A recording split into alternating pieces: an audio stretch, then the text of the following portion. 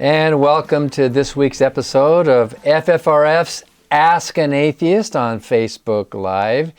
And as you just saw, we're going to do a show about Tales on the Road, or Tales from the Road. In a few minutes, we'll be talking with FFRF's Director of Strategic Response, Andrew Seidel. I see you there. Hi, Andrew. Hey, guys. How's it going? You're in Los Angeles there, aren't you? Yes. I think technically it's Newport Beach, right? So there you are in California, by the pool and the sunshine. Yeah. We really like the location. Bruce told me I had to get a very LA shot. Okay, It's his fault. so can you hold on for a few minutes? Rebecca and I want to talk a bit, and then we'll come back to what you've been doing, traveling all over the world. Rebecca Markert is our legal director here at the Freedom from Religion Foundation, and you've, 11 years now?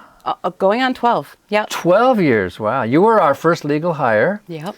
And Andrew came along, 3 years after I started. That, okay. Yeah. So, and now there's a staff of 8 regular attorneys?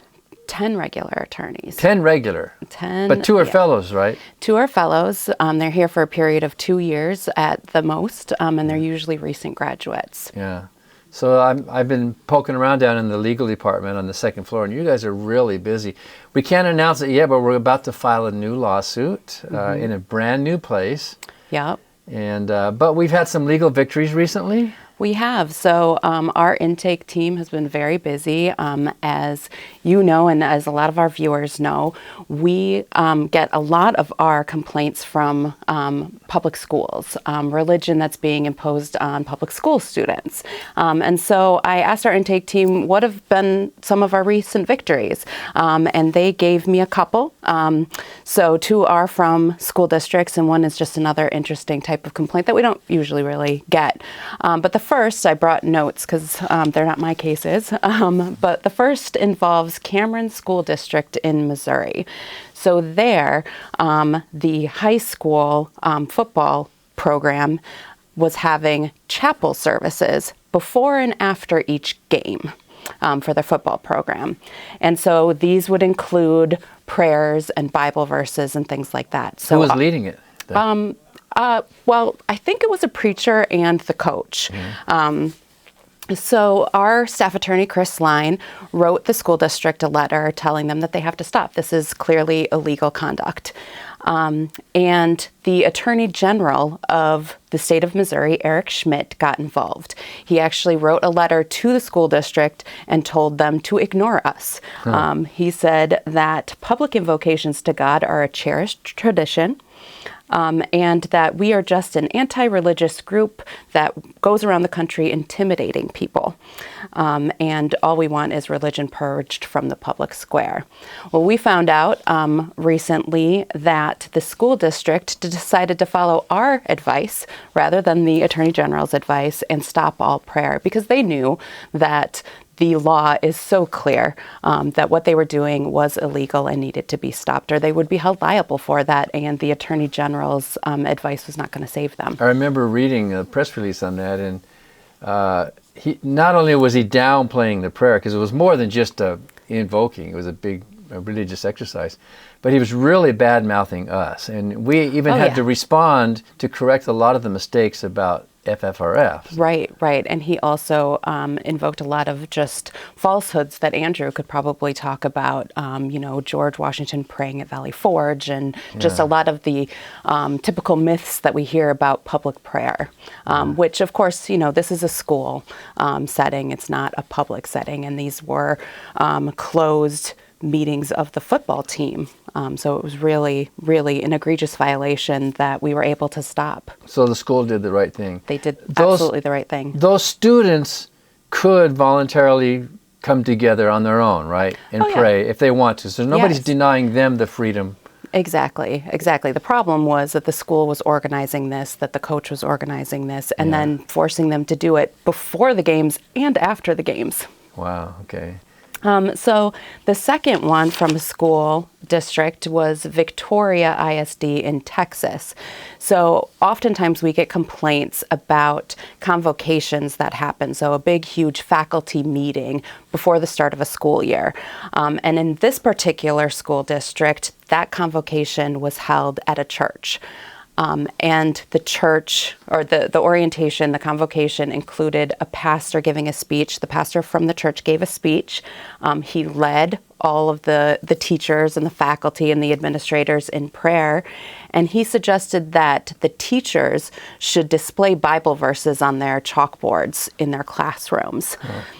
So our legal fellow, Brendan Johnson, wrote to the school district and told them that this was problematic. And there was also a complaint about teachers participating in this annual See You at the Pole event. See You at the Pole? See You at the Pole. Yeah. Yes. And the district wrote back and said that they were addressing both issues.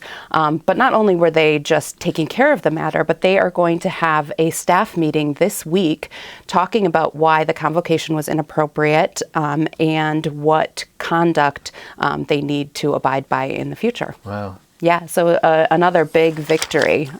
So if we didn't complain about this, these school officials might not even know they were breaking the law. They might think everything was fine. Right.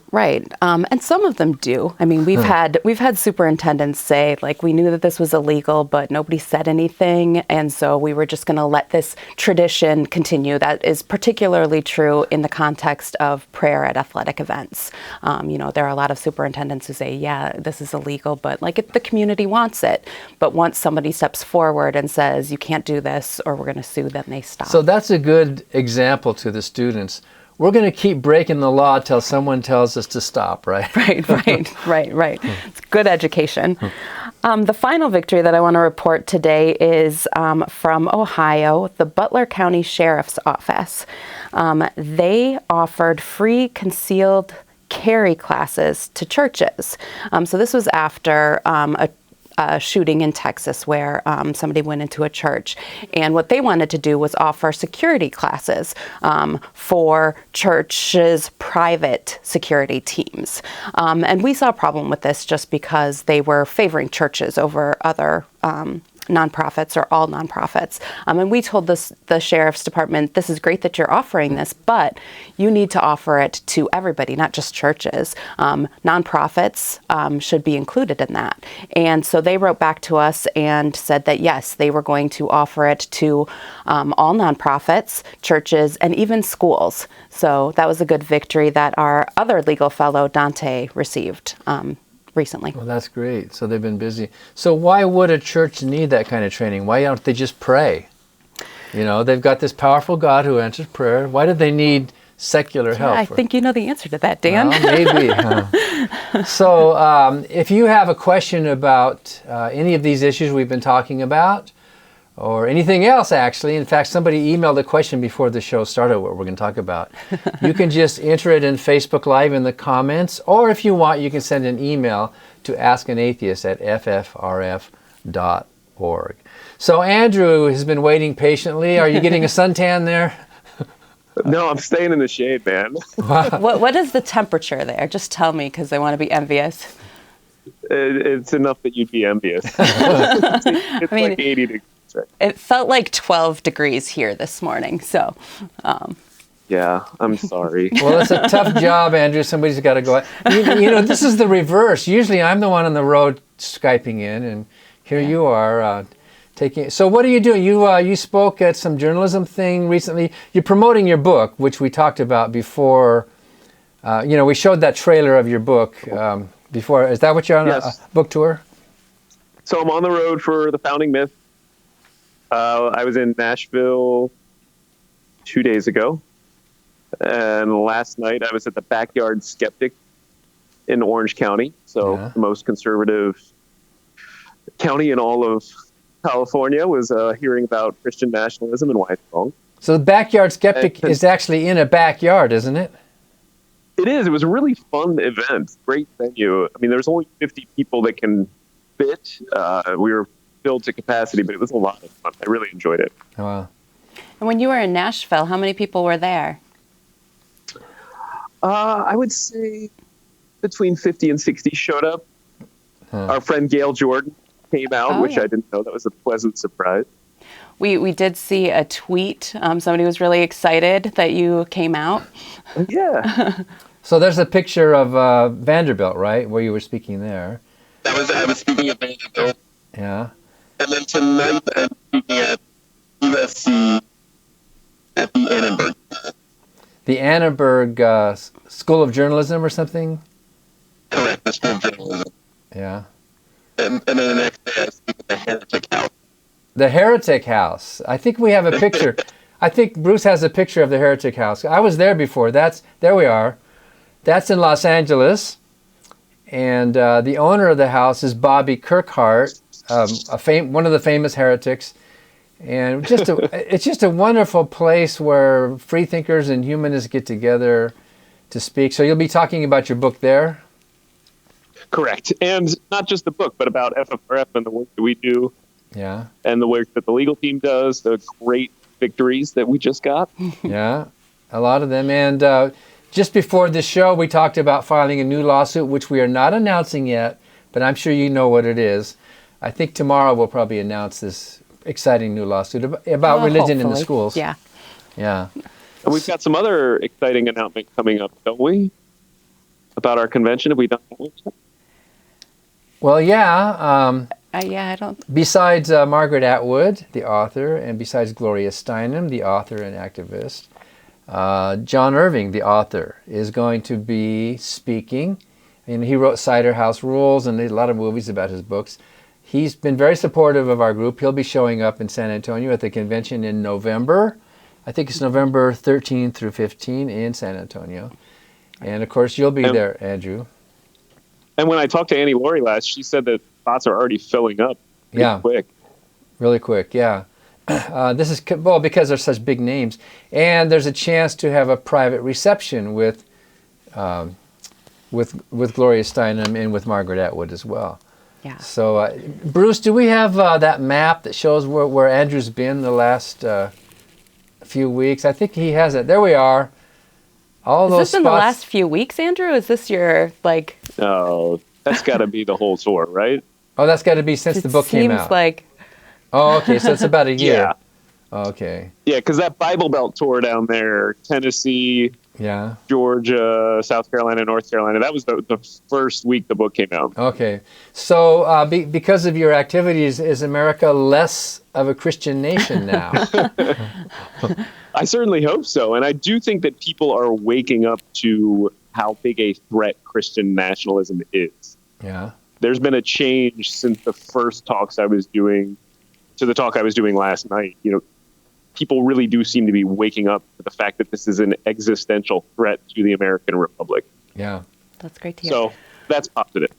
Yeah. We actually do have some questions from listeners for you, Andrew, if you have some time. Sure. We have one from Ann Bendixson, and she asks, as you travel around the country, Andrew, have you encountered any surprises, any regional differences in how people react to your book? It's about what you would expect. But, you know, I think the important thing for everybody to remember is that even in the Bible Belt tour and the Mess with Texas tour, you know, huge crowds are coming out. There are free thinkers in every state and community in this. And there are people willing to stand up for the separation of state and church in every community in this country. And that's why the legal team has so much work to do. Mm-hmm. I can attest. Are they Are they huge crowds like the size of the big political rally kind of crowds? Oh, no. I think the biggest crowd I had was near Orlando, Winter. 200 people came out to that. Wow, okay. I'd say I averaged probably about, How many pretty was that? respectable. 60. 60. Okay. Yeah. Well, so has there been any, have you ever had any pushback? Have you ever had any hecklers or, any of that go on? A few. But, I welcome that. I welcome the disagreement. For the most part, the other side has no new argument. Yeah. They don't have anything that we haven't heard. So if they want to stand up and embarrass themselves, happy to help them along. Well, speaking of hecklers, there's another question about one of your favorite hecklers. Jenny Belast writes, "Hey, Andrew, have you had any interactions with Pastor Greg Locke since he burned your book?" No, I haven't. He did want to debate me. And Dan, you and I chatted extensively about the merits of debating somebody who's accused of beating his wife and who burns books publicly. And we both kind of landed on the side that maybe it wasn't the best idea, especially since all the arguments he attempted to use were already addressed in the book he burned. But no, so I haven't seen more. And no more book burnings either. He admitted that he hadn't even read the book. He got the book, said this is bad, so he burned it. And I think you're right. If we were to give more of a public platform to someone like that, it would just help them raise more money for their ministry. Yeah. I mean, it certainly helped me. So thanks, Greg, I guess. Well, there's only one other comment that is showing up right now. Klaus Bukowski comments, "Andrew, see you tomorrow at the Heretic House in LA with atheistunited.com." Yeah, and all the information for all these events is on the FFRF webpage under Outreach and Events, so you can see all the times and the details and addresses. And I wish I knew them off the top of my head, but I'm completely lost without that webpage. So Christina's. Atheist United is a great group. In fact, when I came out of the ministry in 1984, I had spoken on that Oprah Winfrey show. But then the very first public event I ever gave, every time I spoke before an audience, not a TV show, was for Atheist United there in California, because that's where I used to live. So they've been there for many, many decades, a very strong group of people, atheists and secular humanists. So it's just fun to have a place, a heretic house, a place like that. Mm-hmm. And Dan, I actually met somebody last night who went to high school with you. Really? Another Dan B. Wow, okay. Well, we'll have to talk about that then. And I'd be remiss if I didn't address the issue that Rebecca raised earlier about Washington praying in the snow at Valley Forge with the argument that our Missouri Attorney General friend made. That didn't happen. We know it didn't happen. There's no evidence for it at all. But there's a painting. There's a painting. And there's a stamp. But the guy who invented that story is the same guy who gave us the story about Washington not being able to tell a lie after he chopped down the cherry tree, which is also cool. The guy who did it was named Mason Locke Weems. He was a clergyman, a parson. And I tell the story about how and why he did this in Founding Myth. I mean, he was out to sell books. We know that. And this story didn't appear until the 17th edition of his book, I believe, which was, I think, something like 35 years after the event and more than a decade after Washington's death. It's completely invented. Yeah, but it does show you the power of images, doesn't it? Because that picture's in a lot of people's minds. It looks like it was a historical thing that happened. And how many churchgoers or how many pastors are going to bother to read the actual facts about that? Well, and it's in a state window in the Capitol prayer room in the U.S. Capitol. Wow. I mean, to me, the reason I think it's such a powerful image for Christian nationalists is because it drags Washington down to their level. Right? All they have to do to be the of our country is get down and pray. And then all of a sudden they're just as great as when really he shunned public piety. He avoided even taking communion on the few times that he went to church because he didn't like to be publicly showy about his faith. So it betrays, but allows them to make them build themselves up to be like Washington. They're not. Yeah. Well, thanks for doing all this, Andrew. We do have one more question that popped up, or a couple more, actually. Andrew? There's a lot of people who want to talk to you. Anne, our friend who had asked a question earlier, asked us a follow-up. Do you feel that like the various groups of non-believers, the different denominations of non-belief are now coming together to fight Christian nationalism? That's an interesting question. I haven't thought too much about that. I do think that the rise of secularism, rise of NONES, NONES, is causing American religions to circle the wagons. They're forgetting their theological differences in an effort to fight against us, who they view as a common enemy. So you see Catholics and Protestants less focusing on their divisions and focusing on what they see as a common enemy. Mm-hmm. I mean, Dan, you would probably be able to do that more. You've got experience in this fight tonight. What do you think?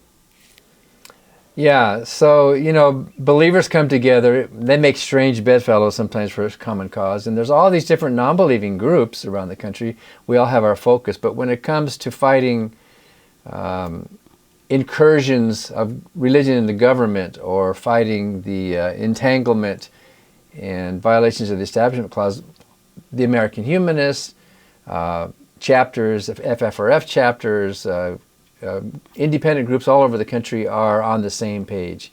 We need to respect our Constitution. And not just non-believing groups. We're also getting members of minority faiths, and even in some Christians who just believe strongly in the separation of church and state. Yeah. So they should be. I mean, they should be some of the biggest offenders. Right. Right. There's no such thing as the freedom of religion without a government that's free from religion. Right. Right.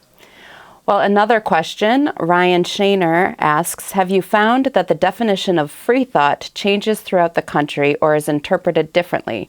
Free thought seems like a very ambiguous term to different people, I've found, where some would include the likes of deists or pantheists, while others find it more restrictive to the likes of only atheists or agnostics. Well, hi, Ryan. We know Ryan. Ryan worked with us for a little while. Yeah. So I do think there are different ideas for what free thought means. It is meant to be an umbrella term the way that we use it, to encompass all the different labels that people might give themselves: skeptic, atheist, agnostic, whatever. But there's sort of a new trend in conservative thought where they try to adopt that as the term as essentially mainstream media narrative. Which I think is a corruption of the term. Yeah, the way we use it is to encompass atheists and agnostics and deists, because a deist is not a theist. A theist believes in a personal God. A deist believes in something more like Spinoza's nature. So free thinkers are morally free to make their own decisions. I know there are some Christians who even consider themselves free thinkers. They think Jesus came to set them free. But of course the Bible says you should bring every thought into captivity. So I don't know how free that is. So if you're a secular humanist group, or if you're a member of the CFI, or if you are secular Jews, for example, consider themselves free thinkers. You can use that word free thinker and free thought as encompassing all of us. It's a big tent for those of us who are skeptics and doubters. Well, the final question is actually for Dan. Lucas Mills asks via email. Should we say goodbye to Andrew then, or do you want to hang on, Andrew? Do you want to hang on? It's an interesting question. You might have some comments. Okay. All right. I'll hear it. So Lucas Mills asks via email, Bart Ehrman seems to think that Jesus was a real historical figure, but that he did not perform miracles or have supernatural abilities, whereas it seems you are more of a mythicist. Is my understanding correct in that you and Ehrman disagree on the nature of Jesus in some way? When I was reading through Misquoting Jesus by Ehrman and your book, Godless, I seem to be getting two conflicting views on Jesus and the nature of his existence. So we got that question emailed to us before today's show, and we were able to pull up a clip of a previous show we did with Annie Laurie about did Jesus exist? And yes, Bart Ehrman and I have a slight difference of opinion, but it's not that big of a deal. It's a matter of probabilities, because Bart would not say that it's 100%.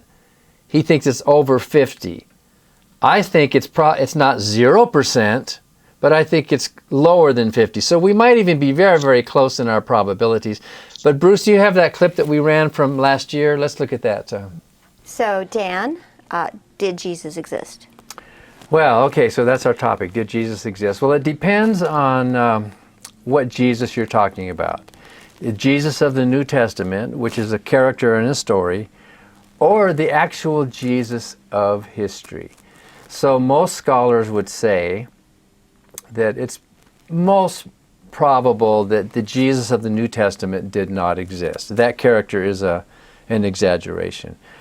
Many scholars say that it is probable that there was a historical Jesus after whom that New Testament myth was based, although many scholars say no, that it's very probable that there was not an actual historical Jesus, and they give good reasons. So when it comes to historical truth, it's a matter of probabilities. It's always probabilities. It's never 100 and it's never 0. So you're going to fall somewhere in it could be 99.99%, or it could be 0.001. So it depends where you fall in that. And if you're talking about the Jesus of the New Testament, then Bart Ehrman and I agree that that character did not exist. But as the question asks us, could there have been a non-supernatural, self-proclaimed Messiah? As there were many of them. There was a Theudas the Christ. There was a Judas the Christ. There was an Egyptian Jew Messiah. There was others in that first century BC and AD who claimed to be a Messiah. So it's not impossible that there was a Yeshua who claimed to be the Christ. That's plausible. That could have happened. And Bart Ehrman thinks that because of the crucifixion story, which would never be told if it were totally a fable, because of the crucifixion story, Bart Ehrman leans more towards saying, well, that historical Jesus probably did exist. Mm-hmm. I tend to lean more towards saying, well, there's good reasons why the mythicists are right. There's all sorts of many other reasons besides the ones that we just gave that show that the probability should be lower than 50%. I personally feel that it's maybe around 20 or 30. That doesn't mean he didn't exist. Bart Ehrman, of course, is much more of a scholar in these areas, and he thinks it's above 50%. So we have a disagreement. But in any event, the Jesus that modern Christians worship is the Jesus of the New Testament, the miracle-working, supernatural Jesus. That Jesus, Bart Ehrman agrees, and I agree, and all doubters, in fact, many Christians even agree, that Jesus in full in the New Testament did not exist. All right. Do you have any thoughts, Andrew? And I think that's the important part. Yeah. Everybody who's really studied it and knows what they're talking about agrees that the miracle-working man-made God-made man, whatever it is, didn't exist. I think that's the key point. So, Bruce, do we have a link to that whole show that we did? Oh, look at the that's right screen there. Okay, ffrf.us/Did Jesus Exist? If you want to see that entire show where Annie and Lori talk about the broader issue in greater context, go to ffrf.us. Did Jesus, am I pointing to the right place? Exist. I think so, yeah. It looks like it. All right, well, we can say goodbye to Andrew now. Bye. Bye. Bye, guys. Thanks for having me Enjoy on. the sun and the warmth. Yeah. Go back to sleep. Well, so is that our show? That's our show for today. So, well, thank you for watching this week's episode of FFRF's Ask an Atheist on Facebook Live. And if you want to know more about the Freedom from Religion Foundation, you can visit our website at ffrf.org. If you're not a member, you can join there, you can donate there, or if you're not sure, just ask us. We'll send you a free sample issue of our newspaper and other information. So until next week, best wishes. We'll see you next week for another edition of Ask an Atheist.